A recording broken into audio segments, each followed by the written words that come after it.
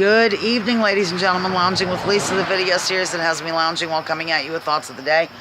I'm not lounging right now. I'm standing because it's too dark. Although I am going to lounge. Now that you've seen me, you know it's really me. I'm going to sit down. This is the third time I've done the video, and I'm going to explain why, but I'll do it in code language. It's because I kind of got wound up about a couple of the people that were on the Our Town thing tonight. That's why. Nothing major. Let me just ask you a question, ladies and gentlemen. That way I won't offend anybody who might be watching this later. Actually, I don't think people around here watch it except for Robin, the organic neighbor, who was a speaker. She was on this thing. She's going to be on TV. Yeah. You know, Robin, the organic neighbor from the games we play on the weekends. She totally did a little part about Kittyland over at Conneaut Lake Park. Yeah. So, and she was adorable and cute and wonderful because she is adorable, just a wonderful individual. Just want to say wonderful a lot. Do you think that when a gentleman speaks, especially if he's being interviewed for something and he's a person who represents a community, that, do you think it's appropriate or inappropriate for said gentleman to wear a hat? Not really a hat with anything about the area on it or about his business or anything, just kind of a hat. I want to know your thoughts on that. Maybe I'm old-fashioned. Joel says, I'm not old. He says, honey, you're not old-fashioned, you're just old. That's number one. Number two, how do you feel about... I'm really going to have to speak in code for this one. He'll be too identifiable, but why do I care? How do you feel about certain people clutching pearls over marijuana usage when they themselves are in a business that promotes the sale and distribution of alcoholic beverages? What do you think of that? I'm sure that my viewers are not going to think highly of that. Yes, I'm holding a cig. It just gives me comfort. So, yeah, those are just a couple things I'd like you to ponder. All right? This wasn't even part of the presentation down there, by the way. It was just... in a conversation afterward, I had remembered a few things about something that went on, and it gave me the idea, or reminded me that this person is extremely anti-Mary Jane, yet is actively promoting spirits. Let's put it that way. So, okay, now that I've said that in complete code language, I will let you know about the shenanigans that unfolded down there. It was actually a very good thing.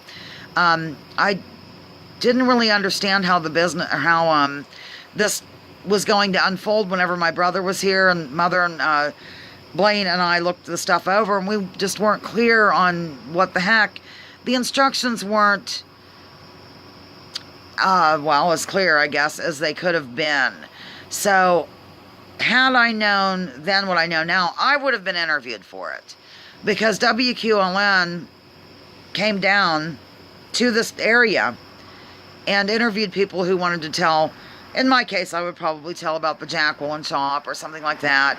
Because the Dixie Doodlers were represented by Tom Lewis, the trombone player.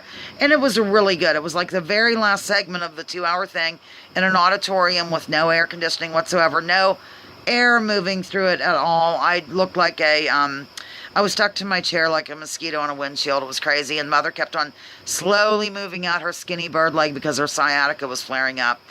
But with that being said, during the Tom Lewis interview, the trombone player for the Dixie Doodlers, they were playing one of the songs that I play on the commercial break for I shouldn't call it a commercial break, the intermission on the live gigs on the weekends. It was the one that goes, wah, wah, wah, wah, wah, wah. Are you familiar with that? It's total instrumental. So at any rate, I played it recently. I don't know what it's called. But that was playing delicately in the background. It was a very good segment. Everybody did a good job. I just thought that maybe it was due to confusion on behalf of some of the citizens in town or whatever. But there were really no businesses represented at all, other than the mayor, who owns Al's Melons down here, said a word or two about the trees that they have that go around the lake during the holiday season and stuff like that. So, like the president of Borough Council, I thought that he owns the oldest hardware store. It's been around since 1888. He wasn't there. There were just people that were overlooked. Like, It was good, though, don't get me wrong, and everybody had a chance, I guess, to do this. Maybe they didn't understand the instructions either. There was a lot about the ice house industry that used to be here back from, I believe they said the late 1800s to 1930-ish. You know, then refrigeration came in.